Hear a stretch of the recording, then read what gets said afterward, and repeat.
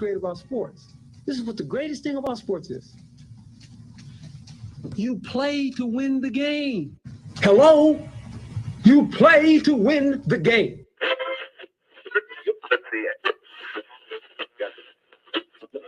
Winning isn't everything, but it's the only thing. In our business, there is no second place. Either you're first or you're last.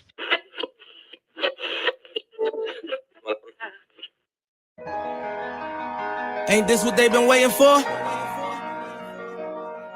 You ready? And now, the W with Walls and the Crew. Good morning. Where winning isn't everything, it's the only thing. On 100.1 FM. Good morning. And Facebook Live.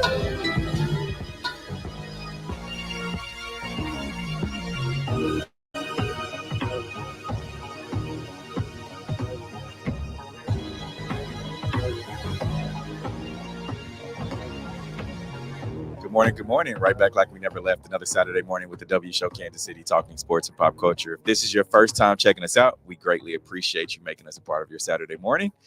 Good morning. How are y'all? Good morning. Rise and shine. I thought Keith was about to start singing. He's good morning. It's the haircut. He's feeling himself. Man. It's a little too early to be melodic. Man, how is everyone's week? Hectic. Good, man. I'm well. Yours has been hectic. The final countdown. Yeah, I wish we had that song to play. That'd be dope. The SpongeBob version too. Never heard it. Oh, I wasn't really a SpongeBob kid. You're killing me. When SpongeBob start? Did that? I grew up on SpongeBob. I didn't. I grew up on Rugrats. I like Rugrats too. Yeah. Rugrats and G.I. Joes. I was more of the G.I. Joes type of kid. Yeah. Transformers, that type of thing. I was SpongeBob, Rick and Morty. Way too old by then. Hey Arnold probably heard. Was Nickelodeon around when you was growing up? Yes. Oh, okay. It was Nick then. Okay. It was Nickelodeon when we had it. Y'all turned to Nick. Phineas and Ferb. Never heard of it. Oh my goodness. Y'all are killing me, man. Killing me.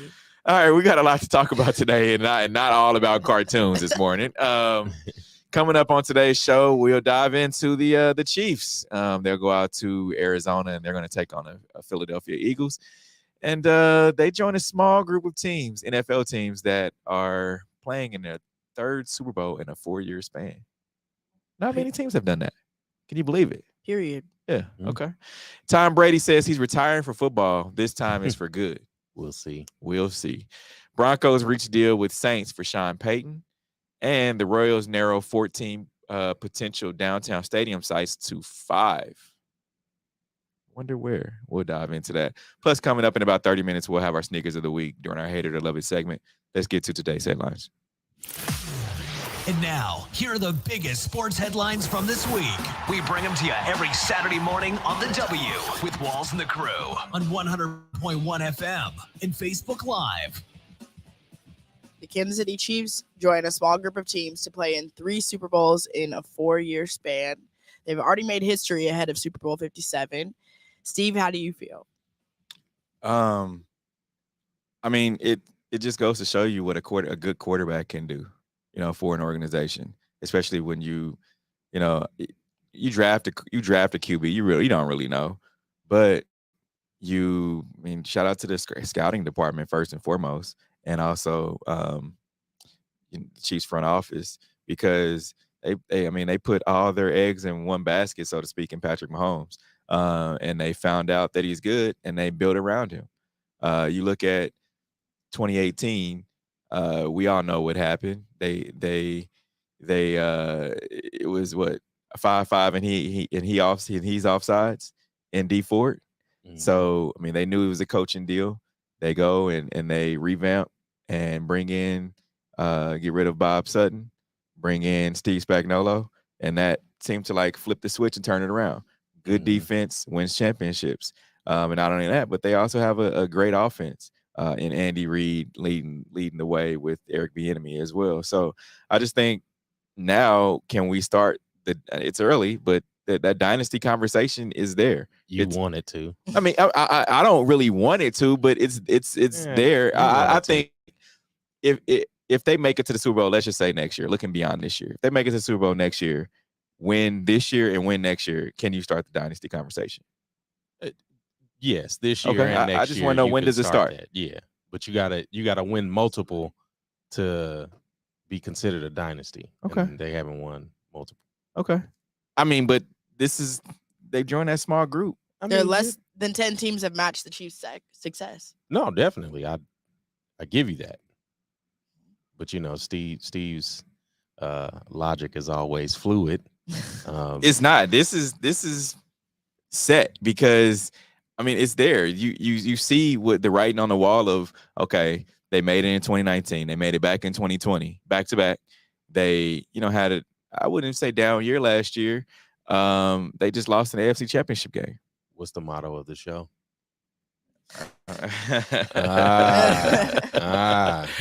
Almost doesn't count, huh? Yeah, almost doesn't count. Because Yeah. I know if we flip flop this point to LeBron making it to the finals and not winning, I'm not sure you would have the. No, I mean he's made it. The question is, LeBron himself a dynasty? I mean, yeah, he's one of the greatest players of all time, of course. But the thing about it is, we're not talking about LeBron. We're talking about the Kansas City Chiefs. We're talking about NFL. And this is coming from a Philadelphia Eagles fan, so we got to hear your take. Q, let's. Well, I mean, because the Eagles made it in 2018, and they won, and so they made it this year. So if they make it next year, are they a dynasty? I'm playing. That's not a real question. No, but I definitely think to start the dynasty conversation, yes, you have to win a couple of times. I think it takes more than one win. So yeah, if they win this year, make the trip next year, we could start having the preliminary conversation.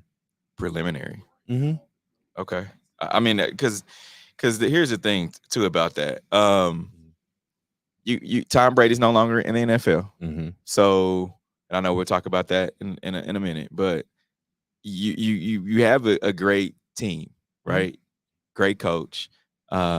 They've run their league, so to speak, as far as the AFC West, mm-hmm. their division. And it's an expectation for them to get to the mm-hmm. Super Bowl. Like, anything less is a failed season. Yeah, I've never felt that way about a Chiefs team, because people felt that way about the New England Patriots. If you don't get, it's Super Bowl or bust for them. It was at that time. Yeah. So I think it's Super Bowl or bust for the Chiefs. And that New England team was able to win it, because I mean, to circle back to your point of a dynasty, I think we will be able to call the Bills in the early 90s a dynasty. They lose, what was it, 3 Super Bowls in a row? Yeah. It was 4 in a row. Yeah. I mean, that's pretty much the same thing you're saying. I mean, they didn't win one. But how many did the Cowboys win? They won 3 in the 90s, right? Were they a dynasty at that time? Yeah. Okay. Yeah. All right. I think the Cowboys, you could say yes. Yeah, because they won multiple. I think they had a back-to-back, and then there was what a 1-2 year break. Yeah. So and the Bulls, they three-peat. They had a three-peat easy, because they had 2 dynasties. Yeah. So I guess if we're going by that standard, I think NFL standard is a little different. If you look at just the totality of the leagues, right? NFL standards is just a little different. It's a little different, but I still think you need to win multiple championships to be a dynasty. Okay, I just but they have this record, 3 Super Bowls in a 4-year span. That's still great.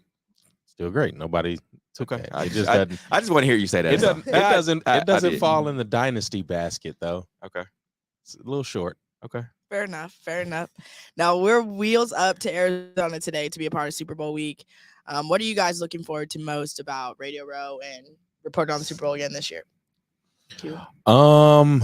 Looking forward to the most. I mean, for me, the easy button is the parties.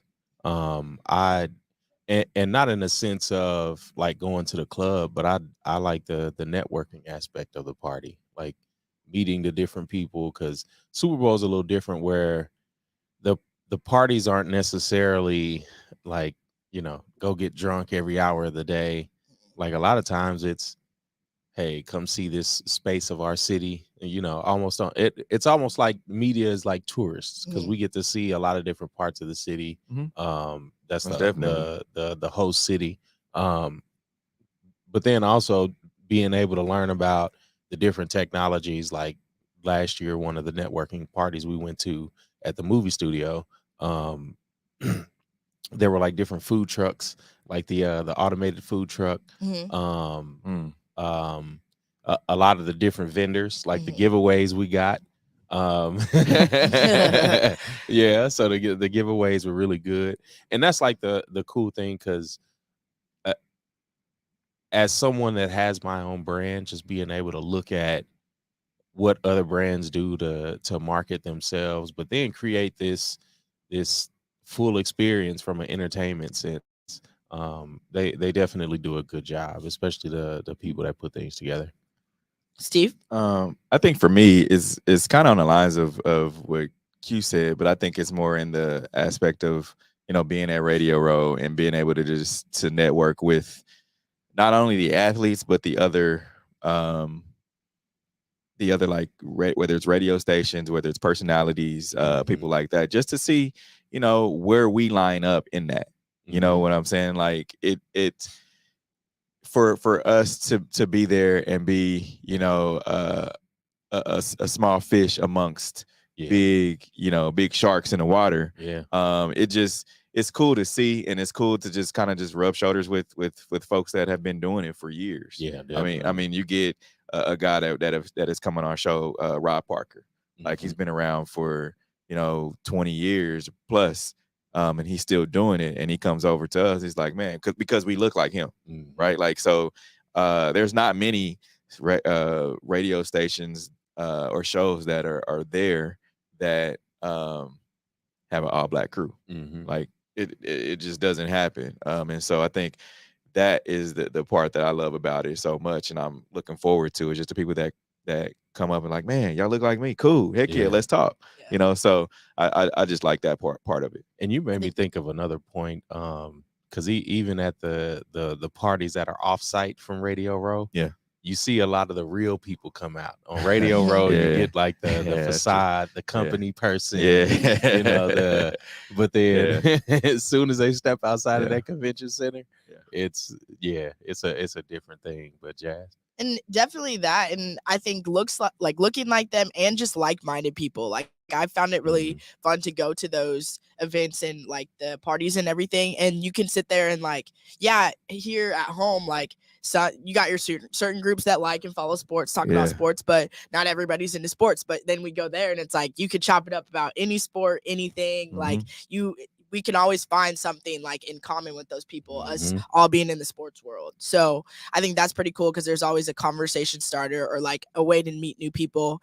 And then especially, I'm always an advocate for the girls in the room. So seeing more and more, and like with the big push this year for women in those roles and women in sports, I think it'll be really dope seeing how like the growth from my first year being there, how many girls were there to now. Like it. So I'm excited about that for sure. But Autumn Lockwood is definitely adding to the pack too. Will be the first Black woman to coach in the Super Bowl. Yeah, it is for the Eagles, unfortunately. Yeah, But shout out to her. Shout out to her. I'm excited about this. Yeah, think we're about 10 years off from the Hunt family doing this. No, I'm playing, but they already had. That's all I'm You can't always just like the Chiefs, I'm man. playing. Dang, Steve. Dang, take off your armor. Dang, but no, it's cool to see. Because even in Miami, what's the young lady from here that coached for the 49ers? Katie something. Sowers. Yeah. Katie Sowers. Yeah. Just being able to see her be because wasn't she the first female coach in the Super Bowl? I think she was. Yes. Yeah.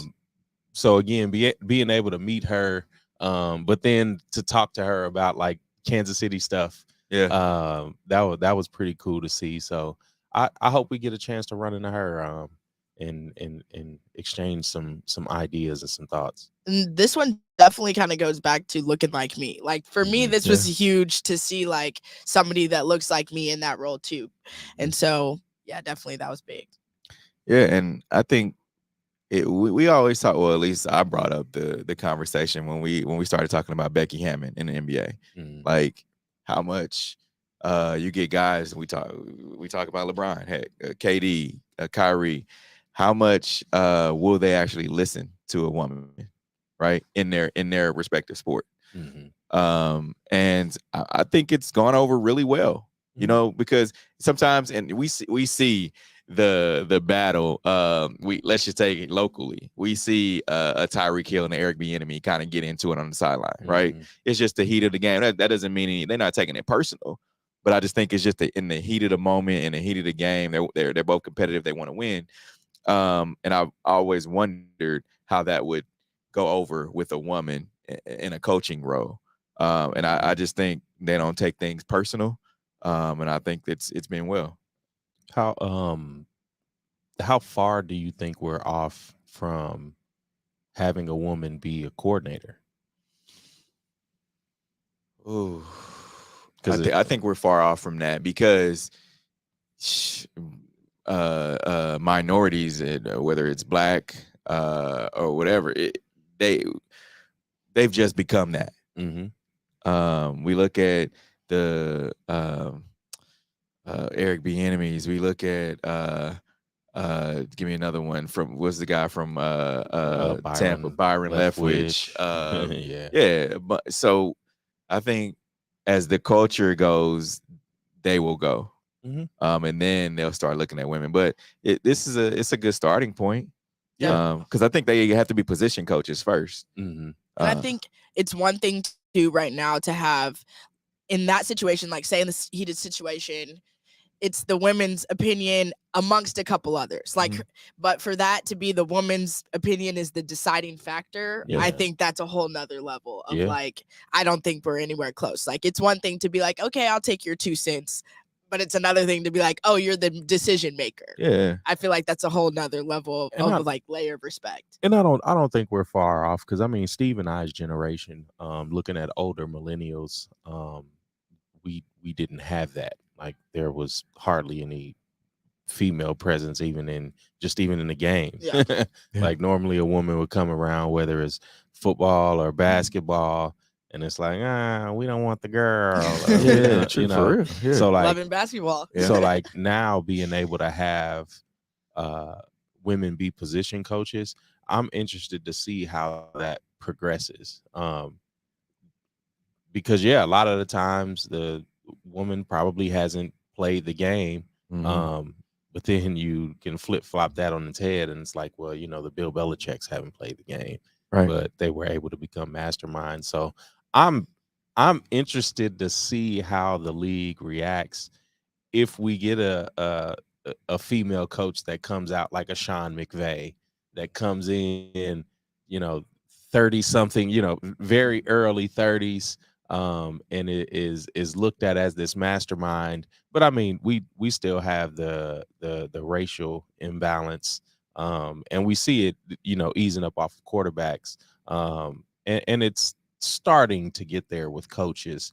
I just think we're a little far off because we still struggle with like black people being in that position. I think it like you said, it's a little far off, but I'm interested to see where that goes because I would like to see that, and especially for a woman to be like a Bill Belichick that can dominate the game, not only in strategy, but just overall coaching and development of whether it's quarterbacks or just whatever it is. I'm ready to see it. Yeah, I think it had to start in the college ranks first. Maybe, I don't know. I mean, because I don't know if I think it'll be it won't be so much for the player standpoint, but I think it'll be frowned upon, if that makes sense. It'd be frowned upon from the college ranks. Yeah, like who are you? Who are you coming in without having any? I've been coaching for 20 years, and who are you not to just jump over college and leapfrog? I mean, we saw what happened with their own Jeff Saturday. Yeah, we saw what happened in the backlash that he got. He doesn't know what he's a commentator. He doesn't know anything about coaching. How did he get that gig? I mean, we saw it. So I don't know. I just think it poses a problem. But I think it's a different interaction like a different maturity level coming from Yeah. college kids. So it's just like the same as a teacher being like, oh, I won't teach 9th grade, but I'll totally teach, or I won't teach middle schoolers, but I'll teach high schoolers because they can talk and actually understand their emotions and won't disrespect as much. And I feel like, granted, yes, in the league, there's still people that aren't fully mature, as in with anything, but you'd be more apt to be able to like understand those emotions and conduct yourself correctly in the league versus in the college level, I feel like. Okay. But I definitely still think we're a minute off. Yeah, we're ways off. Now, Tom Brady says he is retiring from football this time for good. Let's hear what TB12 had to say. Good morning, guys. I'll get to the point right away. I'm retiring for good. I know the process was a pretty big deal last time, so when I woke up this morning, I figured I'd just press record and let you guys know first. So I won't be long-winded. I think you only get one super emotional retirement essay, and I used mine up last year. So really thank you guys so much, to every single one of you, for supporting me, my family, my friends, my teammates, my competitors. I could go on forever. There's too many. Thank you guys for allowing me to live my absolute dream. I wouldn't change a thing. Love you all. Tom is such a robot. It's like, it's so funny to see. He was emotional with this one, though. I think that was heartfelt. Yeah. And even Frank Clark was asked, Chiefs defensive end. Frank Clark was asked, what he thought about Tom Brady. And I think he gave the answer that everyone is thinking. He had his chance. He had his one. That's for Frank was like, yeah, he had his one. I don't have anything else to say. So, I mean, everybody gave the goat emoji. See you last year when he did this. So, yeah. Yeah, no. It's like cry wolf.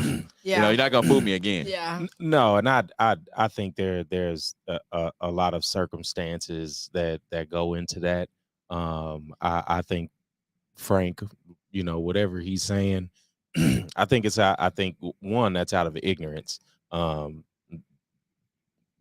Because if Frank was to retire tomorrow, if that decision came down tomorrow, I don't think he wants to make that decision. And especially for somebody like Tom Brady that spent not only 20 years in the NFL, but I mean a lifelong in the game of football, that is hard to give up.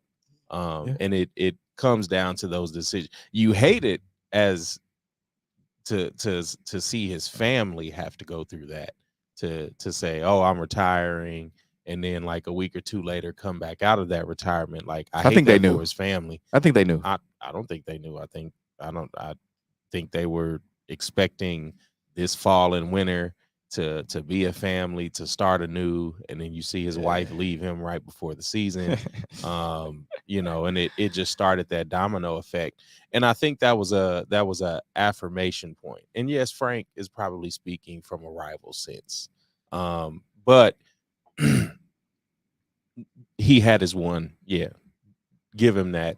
But we know how tough it is to leave something that you love. And especially a game like this where it's afforded him, the top of the top. Like, why wouldn't you want to go out and do it again? And that shows you like the nature of his competitiveness. Like we saw it in Jordan. The nature of his competitiveness was making up things so that he can motivate himself. Mm-hmm. And I mean, some would say that's crazy. Some would say that's self-motivating. But for some people, when you get a taste of that winning, like Patrick Mahomes, huh? He's only won once. Sorry. But no, when you get a taste of that winning, you definitely want to keep going. And especially for somebody that has played on a dynasty type of a team, mm-hmm. Where you can dominate an AFC, yes, you would want to go back to that. And to be able to go into Tampa his first year and win, that's so again, that's like, okay, how many more times could I do this before I'm done?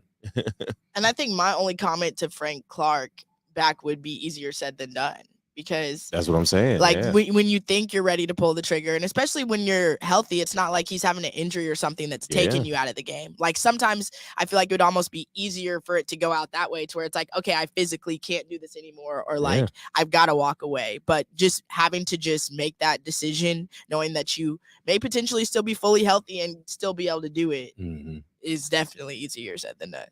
Yeah, I mean, and I think he was more coming from a standpoint of, all right, y'all asked me this last year. I gave you, I got my sack on Brady. Kudos to him.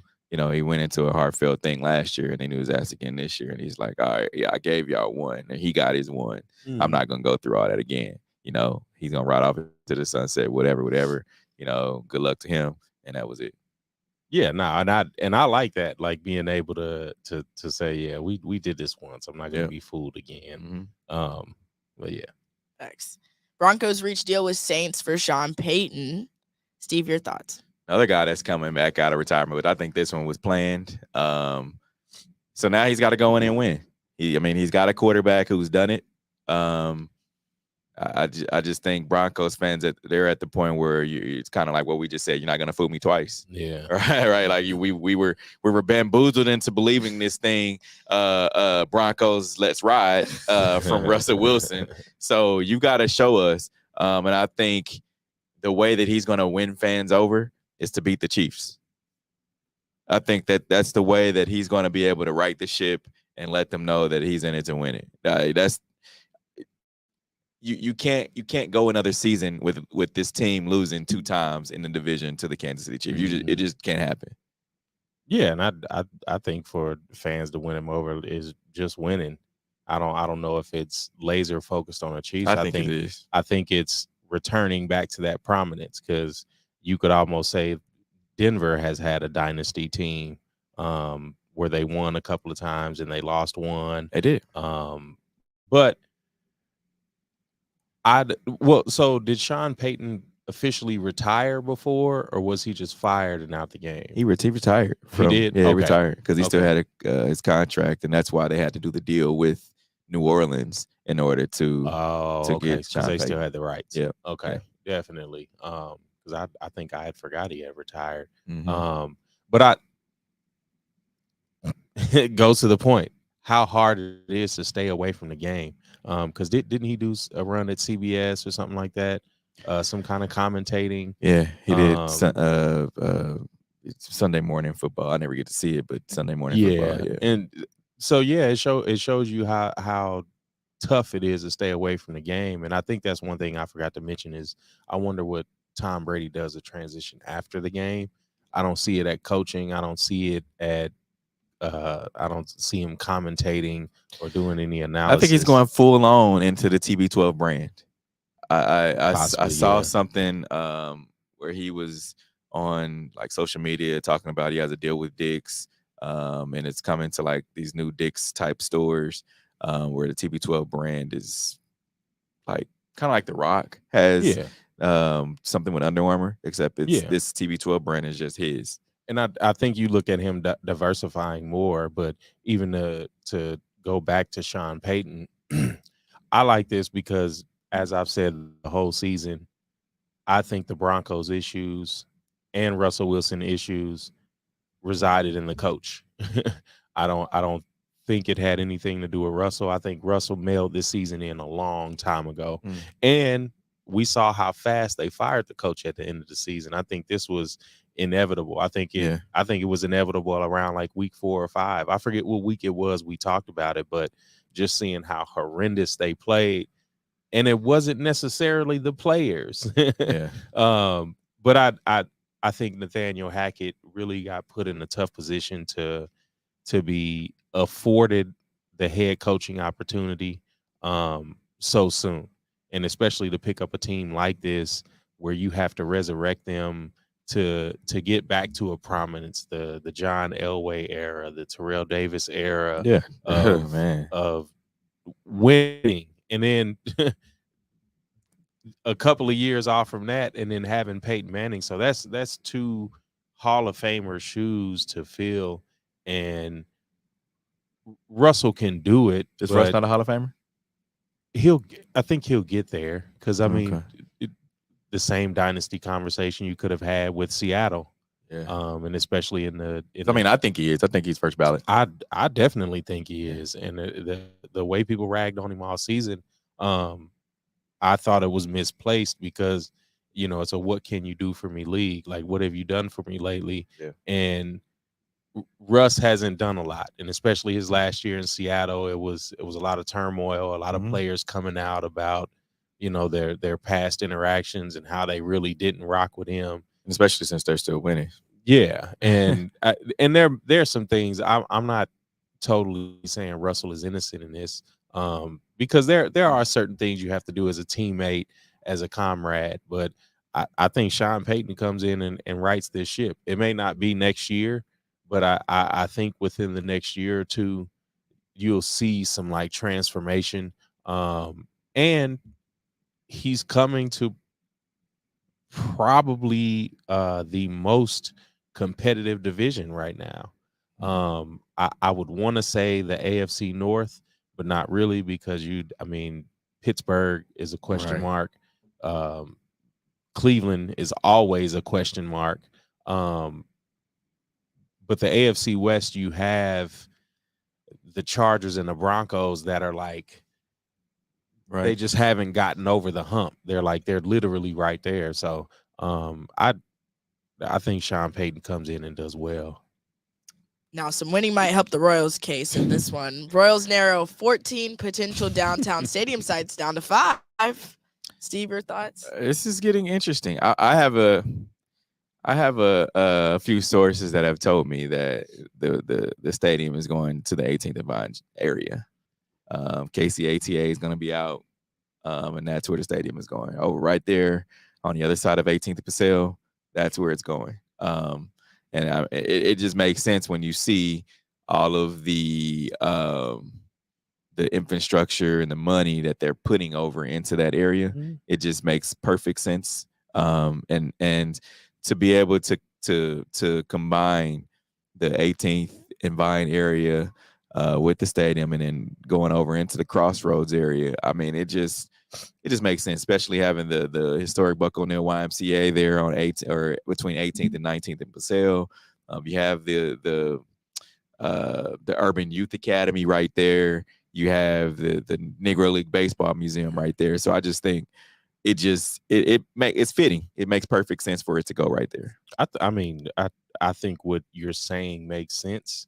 I don't know infrastructure wise how that works. And especially in that specific part of the city. I did hear some rumblings about the East Village, which is a little north of there. Yeah. I think it's like 9th or 10th Street, something like that. Yeah, I know exactly what you're talking and about. That's where I thought it first too. Yeah, because I remember seeing like a week or two ago, it was a building being demoed over there. Yeah. They were making space for a lot of things over there, and it's right off of the freeway.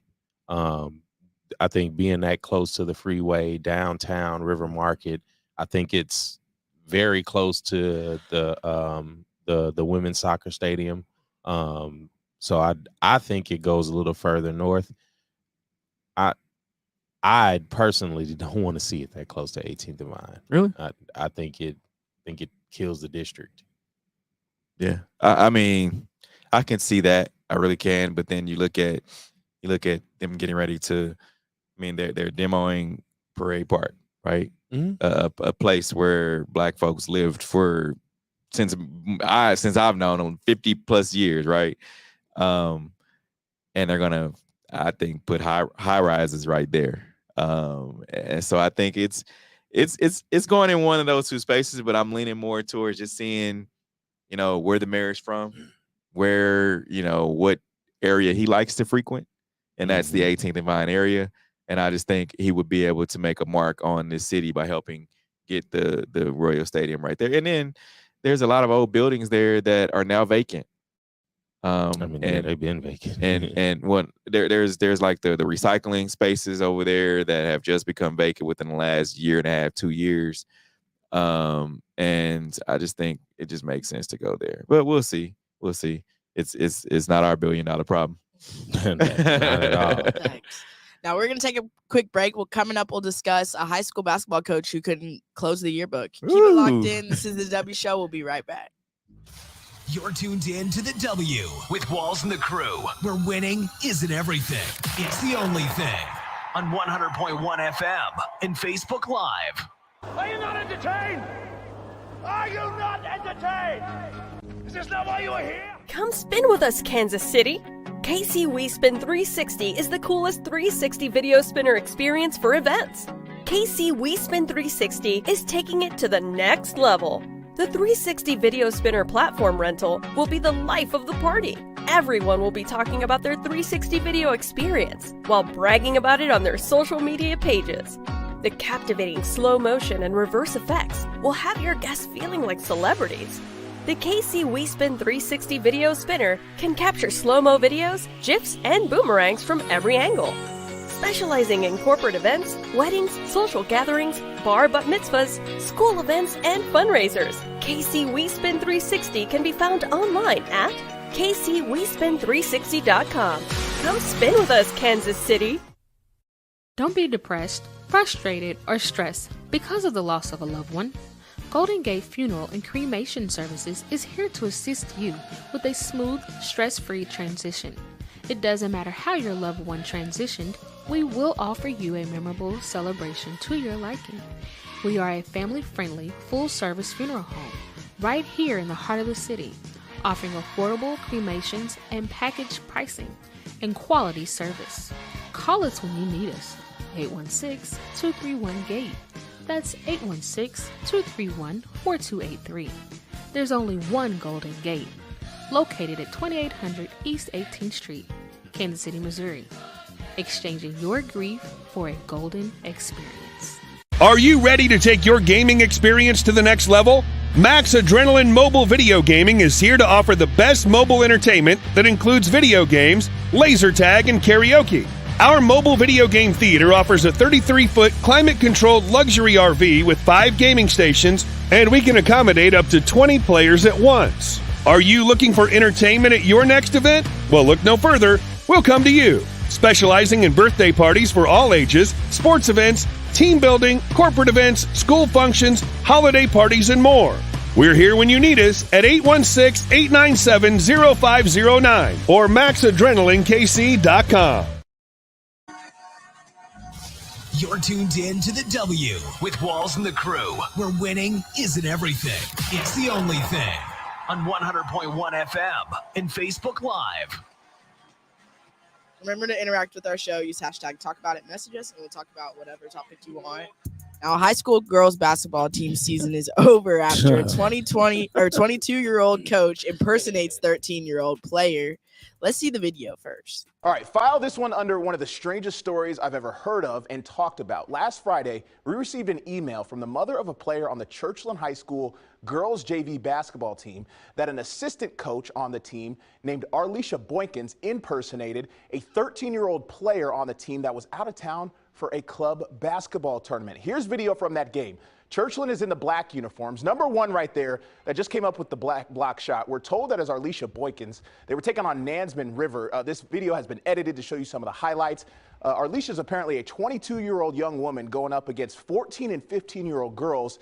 Now, we have confirmed that Boykins is no longer an employee of Portsmouth Public Schools. And since this game, the student athletes on the team and parents decided to just end the season. They will not be playing any more games this year. Portsmouth Public Schools did launch an investigation into this matter. The details have not been revealed by officials quite yet. Now, I spoke with the father of the 13-year-old girl that was being impersonated. Here's what he had to say about his reaction when he heard the news.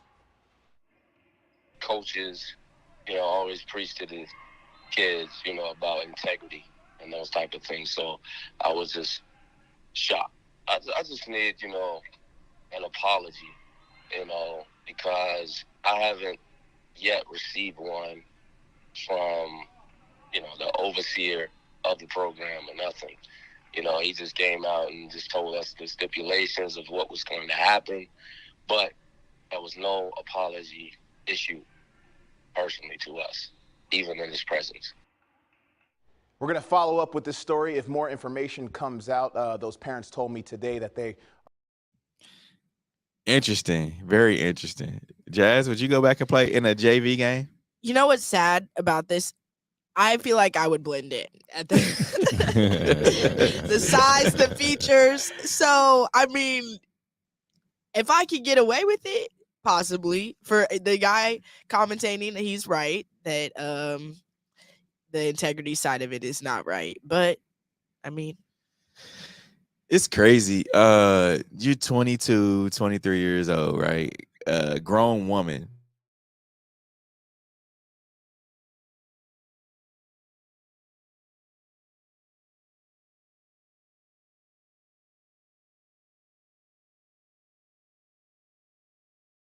Yeah.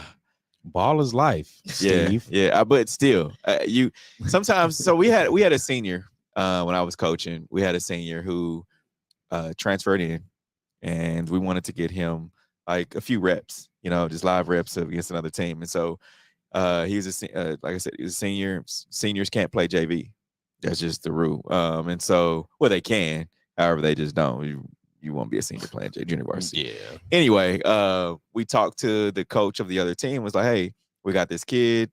We want to be able to get him some live reps. Can we put him in on a JV? Oh yeah, sure, coach. Go ahead. It is what it is. So he went out. He had 30, but we at least let the coach know, like, hey, he's a senior. We want to be able to get him some live reps. He transferred in. He hasn't been able to play yet. He won't be able to play until January, second semester. So he's like, yeah, go ahead. It's okay.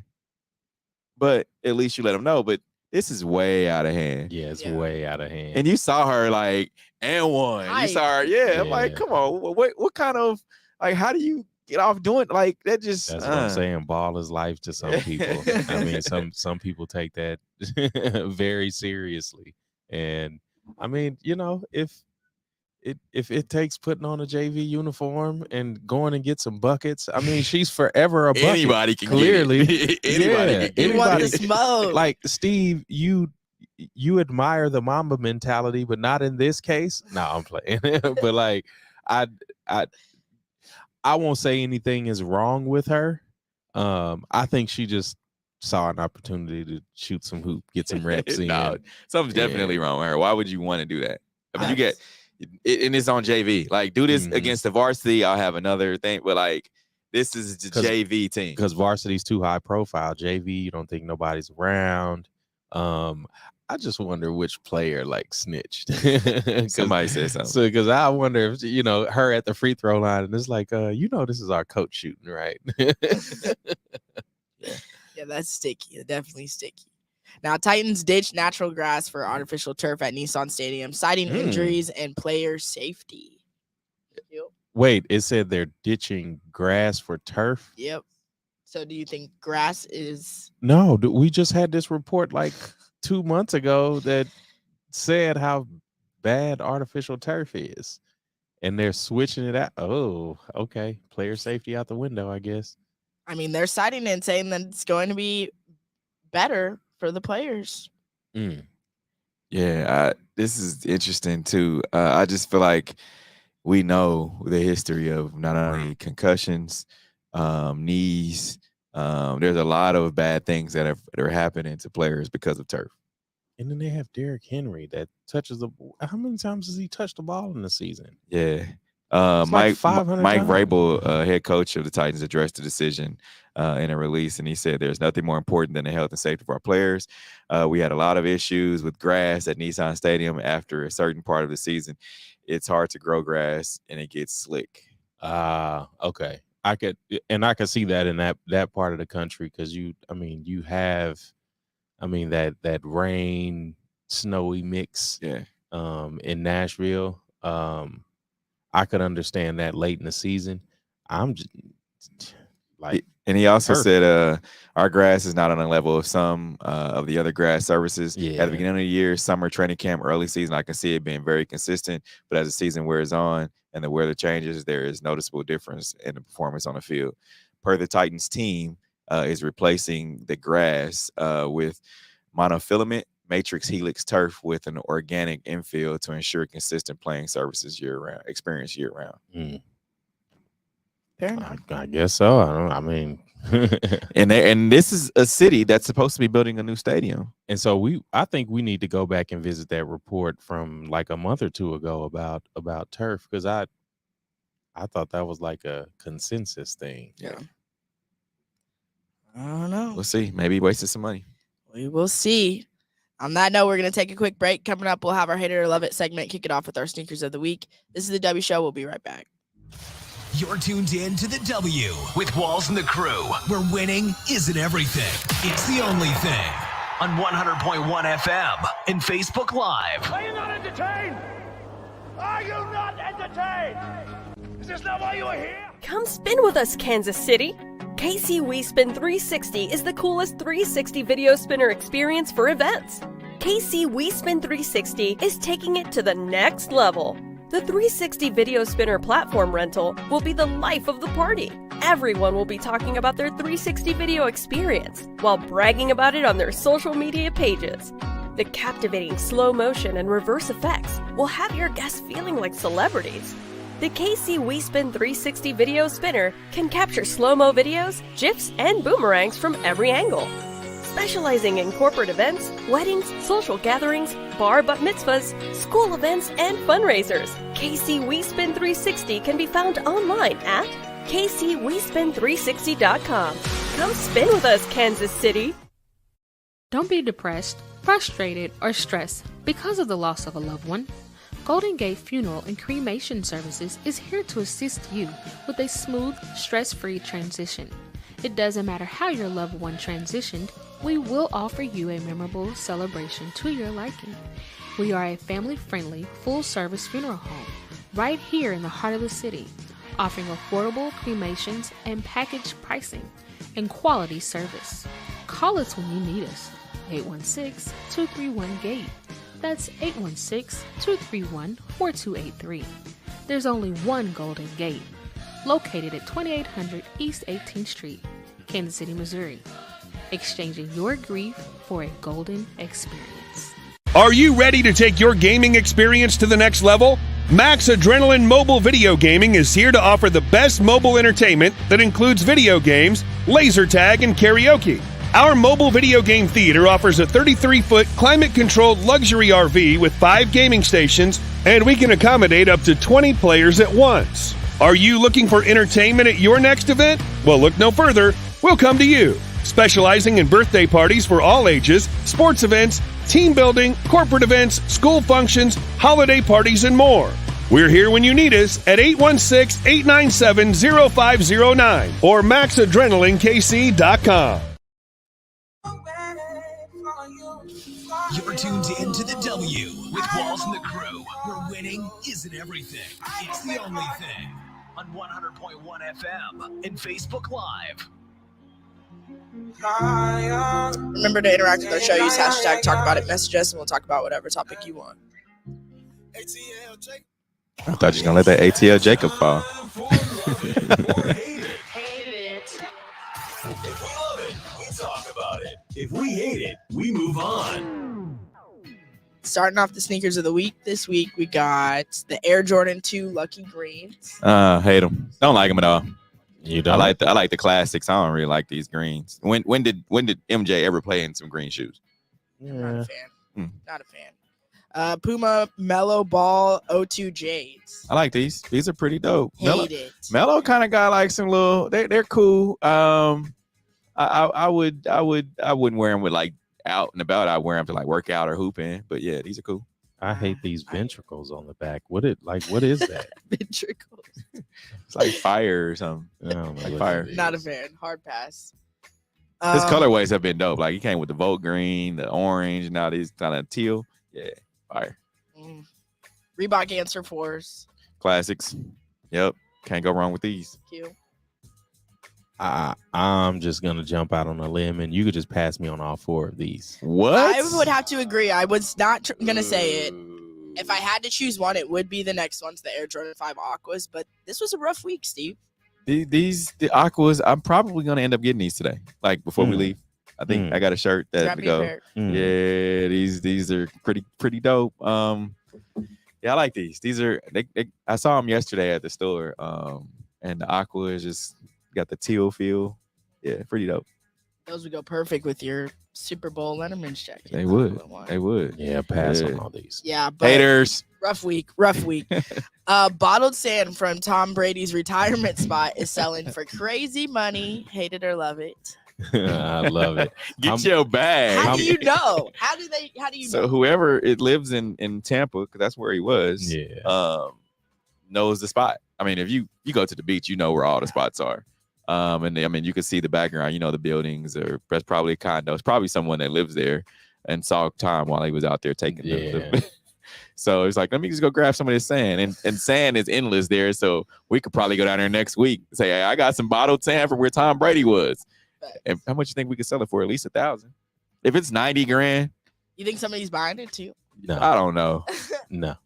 I don't know. Maybe just to say you have, like, there's bound to be that one guy that's got a man cave and he puts it on a shelf in the basement Like, to show all his friends.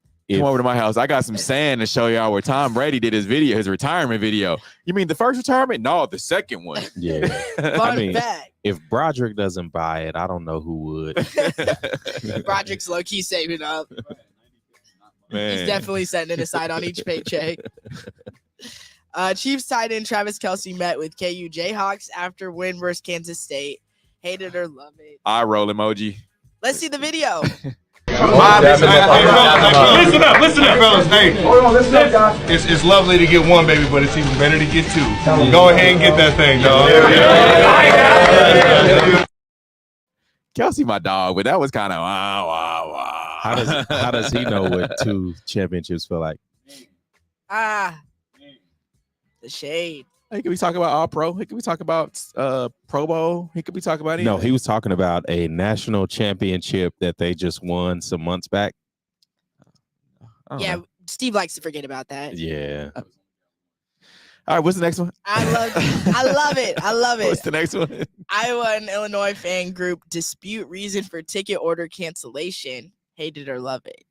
What's going on here?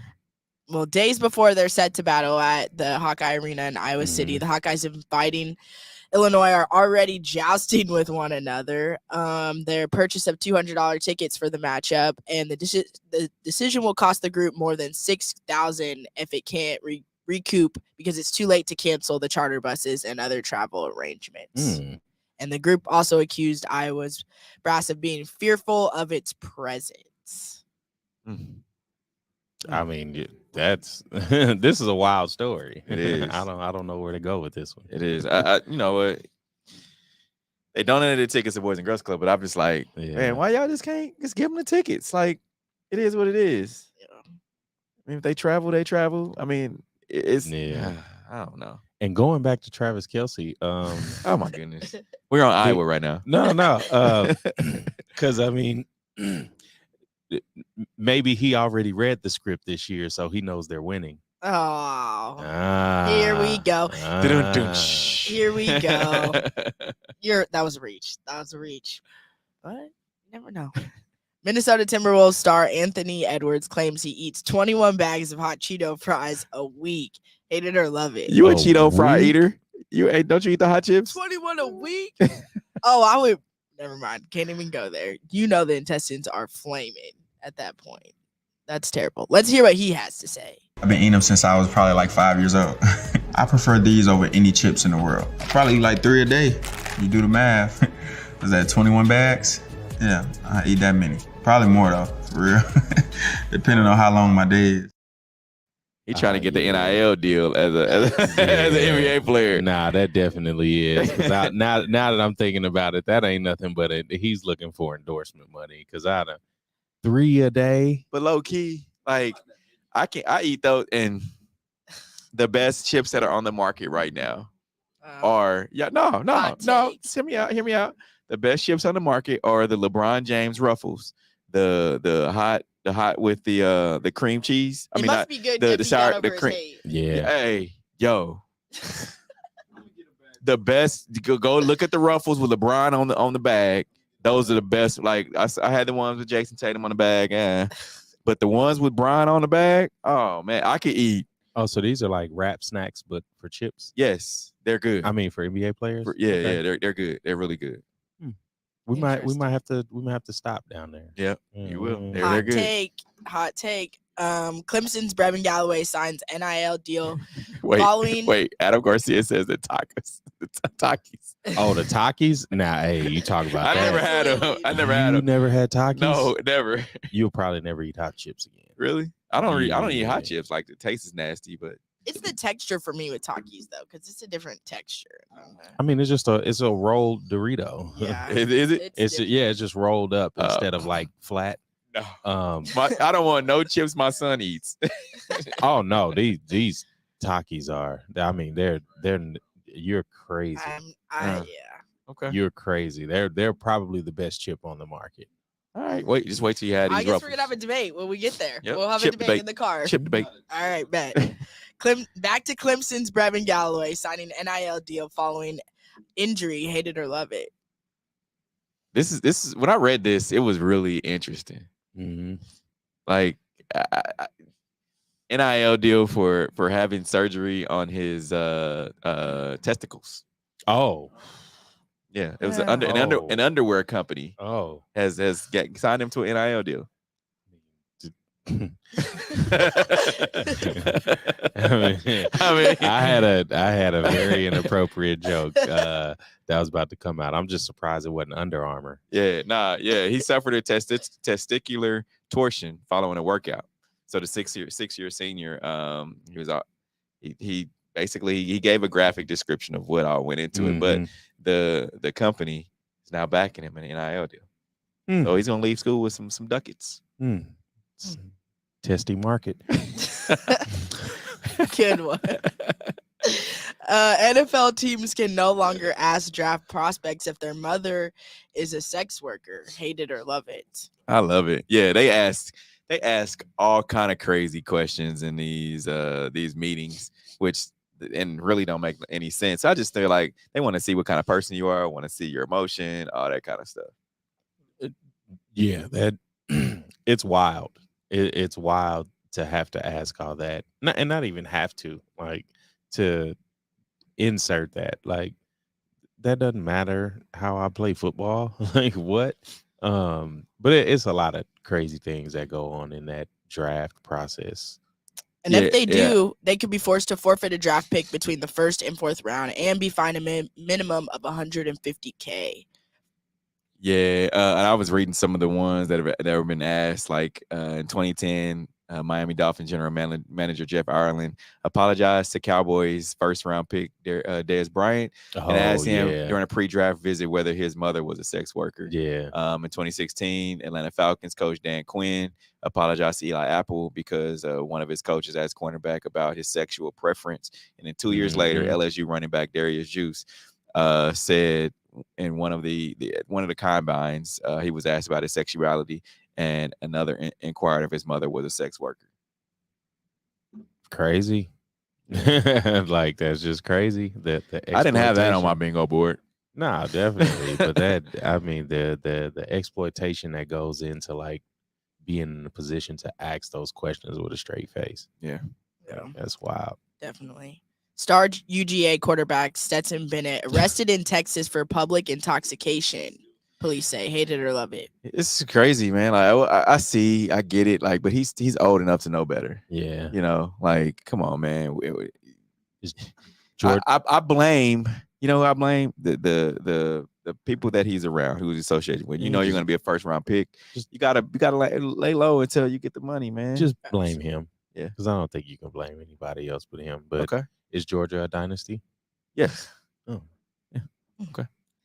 Last but not least, J.R. Smith responds to Paul Pierce's unbeatable Celtics claim. Hate it or love it. This is funny. What did he say? They had posted and said, who is beating this starting five? J.R. Smith responded to Paul Pierce's claim saying, LOL, a lot of teams. Yeah, he had a picture of KG, Jason Tatum, Jaylen Brown, and Marcus Smart all together. He said, who's beating this starting five? He said, laughing out loud, a lot of teams. At least he's being real about it. All right, we appreciate everyone who joined in on today's show. Remember, you can catch our shows rewind on Monday, 100.1 FM, Kansas City. I can't talk today. One Kansas City Radio. Remember, catch us all week. We will be live from Radio Row in Phoenix, Arizona, ahead of Super Bowl 57. Until Monday, we are out of here. The views and opinions expressed on the W Radio Show by the host, co-host, guests, and call-in listeners are solely the opinions and responsibility of the original source who expressed them. They do not represent the opinions of the W Show, 100.1 FM, One Kansas City Radio, Sideline Sports Talk, Team Wall Street Foundations, or affiliates.